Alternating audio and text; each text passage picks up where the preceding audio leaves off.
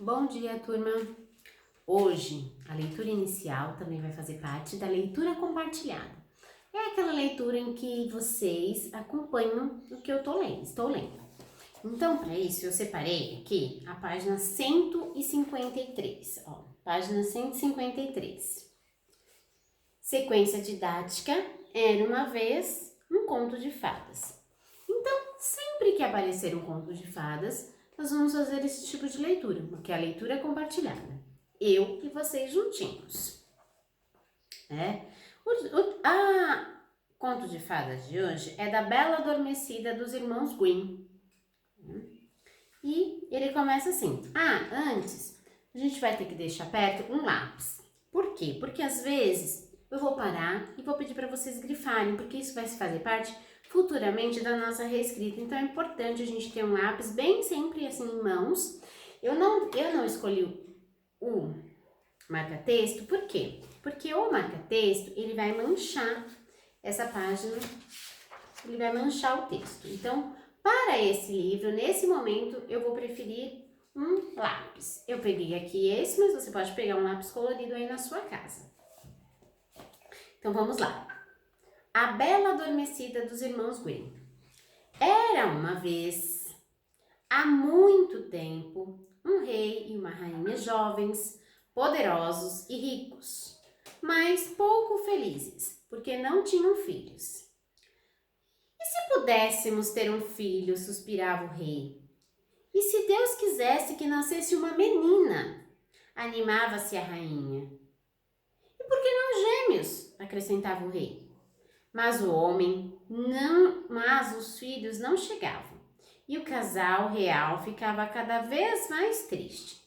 Não se alegravam nem com os bailes da corte, nem com as caçadas, nem com os gracejos dos bufões, e em todo o castelo reinava uma grande melancolia. Mas, numa tarde de verão, a rainha foi banhar-se no riacho que passava no fundo do Parque Real. E, de repente, eu queria que vocês grifassem essa palavra. De repente. Ela tá aqui, no finalzinho, de repente. Pulou para fora d'água uma rãzinha. Virou a página. Majestade, não fique triste. O seu desejo se realizará logo. Daqui a 1 ano, a senhora dará à luz a uma menina. E a profecia da rã se concretizou. Alguns meses depois, eu queria que vocês grifassem isso aqui também, tá aqui na segunda linha, não sei se vocês vão conseguir ver. Alguns meses depois, eu vou gravar aqui em cima também, daqui a 1 ano e alguns meses depois. O parágrafo de cima, daqui a 1 ano, e aqui no de baixo, alguns meses depois. Nasceu uma linda menina. O rei, louco de felicidade, chamou-a de Flor Graciosa. Vamos grifar o nome dela para a gente não esquecer, porque vai ser importante? Flor Graciosa. E preparou a festa de batizado. Convidou uma multidão de súditos, parentes, amigos, nobres do reino e, como convidadas de honra, as fadas que viviam nos confins do reino. 13. Mas, quando os mensageiros iam saindo com os convites, o camareiro Mor correu até o rei preocupadíssimo. Majestade, as fadas são 13 e nós só temos 12 pratos de ouro. O que faremos? A fada que tiver de comer no prato de prata, como os outros convidados, poderá se ofender. Uma fada ofendida. O rei refletiu longamente e decidiu. Não convidaremos a 13ª fada, disse resoluto. Talvez nem saiba que nasceu a nossa filha e que daremos uma festa sim. Não teremos complicações. Partiu somente 12 mensageiros. com convite para 12 fadas, conforme o rei resolvera. No dia da festa, cada uma delas chegou perto do berço em que dormia Flor Graciosa, ofereceu a recém-nascida, vamos escrever, vamos grifar isso, a recém-nascida, tá aqui ó, recém-nascida, acharam? Isso, um presente maravilhoso. Será a mais bela moça do reino, disse a primeira fada, debruçando-se sobre o berço. A de caráter mais justo, acrescentou a segunda. Terá riquezas a perder de vista, proclamou a terceira. Ninguém terá o coração mais caridoso do que o seu, afirmou a quarta. Sua inteligência brilhará como um sol, comentou a quinta. 11 fadas já tinham desfilado em frente ao berço. Faltava somente uma. Entretida em tirar uma mancha do vestido no qual um garçom desajeitado tinha virado uma taça de sorvete. Quando chegou a 13ª, aquela que não tinha sido convidada por falta de pratos de ouro. Estava com uma expressão muito sombria, ameaçadora, terrivelmente ofendida por ter sido excluída. Lançou um olhar maldoso para a Flor Graciosa, que dormia tranquila, e disse em voz baixíssima: aos 15 anos, a princesa vai se ferir com o fuso de uma roca e morrerá. Página 155. E foi embora, deixando um silêncio desanimador. Então, aproximou-se a 12ª fada, que deveria ainda oferecer seu presente. Não posso cancelar a maldição que agora atingiu a princesa. Tenho poderes só para modificá-la um pouco. Por isso, a Flor Graciosa não morrerá. Dormirá por 100 anos. Vamos marcar esse aqui, ó. 100 anos. Segundo parágrafo. 100 anos. Até a chegada de um príncipe que a acordará com um beijo. Passados os primeiros momentos de espanto e temor, o rei, considerada a necessidade de tomar providências, instituiu uma lei severa. Todos os instrumentos de fiação existentes no reino deveriam ser destruídos e, daquele dia em diante, ninguém mais fiava nem linho, nem algodão, nem lã, ninguém além da torre do castelo. Flor Graciosa crescia e os presentes das fadas, apesar da maldição, estavam dando resultados. Era bonita, gentil e caridosa. Vamos grifar como era a Flor Graciosa? Flor Graciosa, então, ela era bonita, boa, gentil e caridosa. Os súditos a amavam. No dia em que completou 15 anos, o rei e a rainha estavam ausentes, ocupados numa partida de caça. Talvez, quem sabe, em todo esse tempo tivessem até esquecido a profecia da fada malvada. Flor Graciosa, porém, estava se aborrecendo por estar sozinha e começou a andar pelas salas do castelo. Chegando perto de um portãozinho de ferro que dava acesso à parte de cima de uma velha torre, subiu a longa escada e chegou, enfim, ao quartinho. Ao lado da janela estava uma velhinha de cabelos brancos, fiando o fuso com uma meada de linho. A garota olhou maravilhada. Nunca tinha visto um fuso. Bom dia, vovozinha. Bom dia você, linda garota. O que está fazendo? Que instrumento é esse? Sem levantar os olhos de seu trabalho, a velhinha respondeu com um ar bonachão. Não está vendo? Estou fiando. A princesa, fascinada, olhava o fuso que girava rapidamente entre os dedos da velhinha. Parece mesmo divertido esse estranho pedaço de madeira que gira assim rápido. Posso experimentá-lo também? Sem esperar a resposta, pegou o fuso e, naquele instante, cumpriu seu feitiço. Flor graciosa furou o dedo. Sentiu um grande sono. Deu tempo apenas para deitar-se na cama que havia no aposento, e seus olhos se fecharam. Na mesma hora, vamos grifar isso, na mesma hora, aquele sono estranho se difundiu por todo o palácio. Adormeceram no trono o rei e a rainha, recém-chegados da partida de caça. Adormeceram os cavalos na estrebaria, as galinhas no galinheiro, os cães no pátio e os pássaros no telhado. Virou. Adormeceu o cozinheiro que assava a carne, o servente que lavava as louças, adormeceram os cavalheiros com as espadas na mão e as damas que enrolavam seus cabelos. Também o fogo que ardia nos braseiros, nas lareiras, parou de queimar. Parou também o vento que assobiava na floresta. Nada e ninguém se mexia no palácio, mergulhado em profundo silêncio. Em volta do castelo surgiu rapidamente uma extensa mata, tão extensa que após alguns anos o castelo ficou oculto.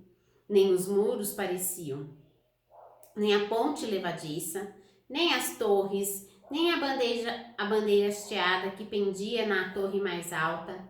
Nas aldeias vizinhas passava de pai para filho a história de Flor Graciosa, a Bela Adormecida. Vamos grifar isso? A Bela Adormecida, aqui no quarto parágrafo. Que descansava, protegida pelo bosque cerrado. Flor Graciosa, a mais bela, a mais doce das princesas, injustamente castigada por um cruel destino, um destino cruel. Alguns, mais audaciosos, tentaram sem êxito chegar ao castelo. A grande barreira de mato e espinheiros, cerrada e impenetrável, parecia animada por vontade própria. Os galhos avançavam para cima dos coitados que tentavam passar. Seguravam-nos, arranhavam-nos até fazê-los sangrar e fechavam as mínimas frestas.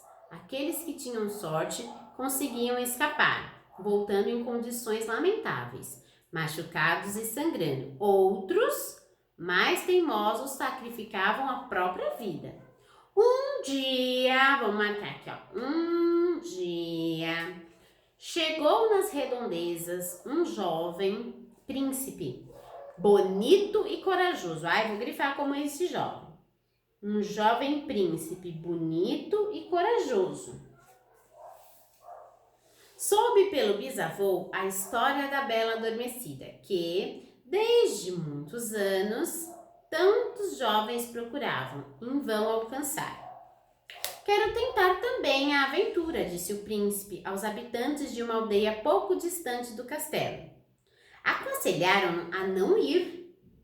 Ninguém nunca conseguiu. Outros jovens fortes e corajosos como você falharam. Alguns morreram entre os espinheiros. Desista! Não tenha medo.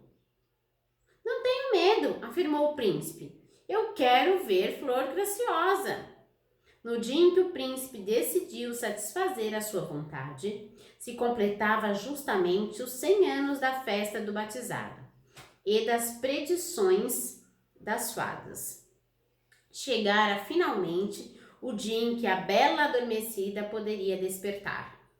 Quando o príncipe se encaminhou para o castelo, viu que, no lugar das árvores e galhos cheios de espinhos, se estendiam aos milhares, bem espessas, enormes carreiras de flores perfumadas. E mais, aquela mata de flores cheirosas se abriu diante dele como para encorajá-lo a prosseguir.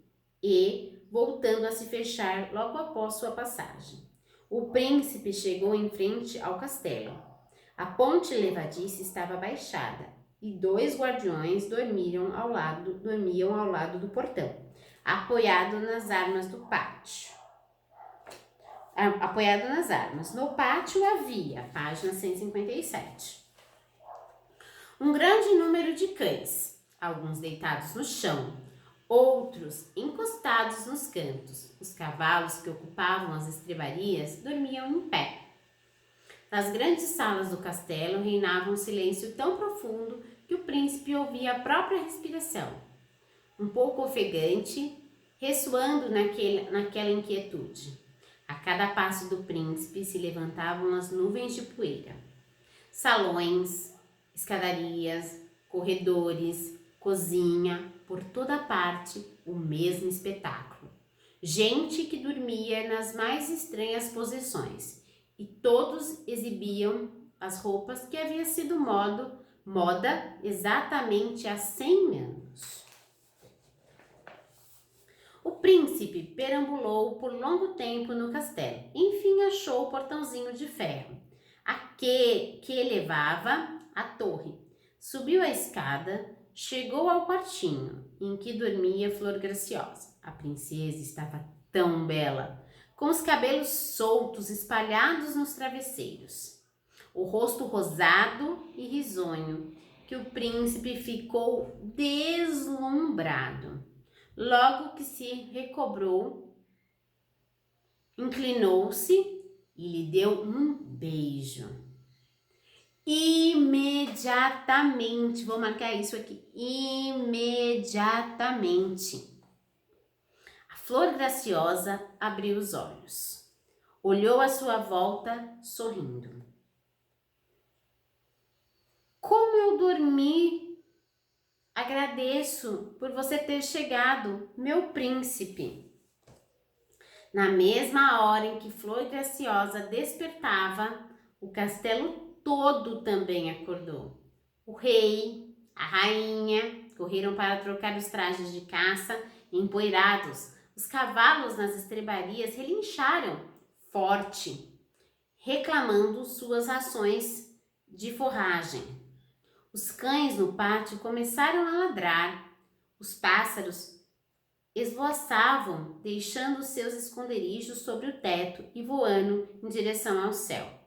Acordou também o cozinheiro, que assava carne. O servente, bocejando, continuou lavando as louças, enquanto as damas da corte voltavam a enrolar os seus cabelos. Também os 2 moleques retomaram a briga, voltando a empurrar-se com força. O fogo das lareiras, os braseiros subiu alto pelas chaminés, e o vento fazia as folhas das árvores murmurarem. Logo, o rei e a rainha correram à procura da filha e, ao encontrá-la, agradeceram, chorando, o príncipe por tê-la despertado do longo sono de 100 anos. 100 anos. O príncipe, então, pediu a mão da princesa, que, por sua vez, já estava apaixonada pelo seu valente salvador. E a história entrou por uma porta, saiu pela outra, e quem quiser que conte outra. Por que eu mandei vocês marcarem essas informações?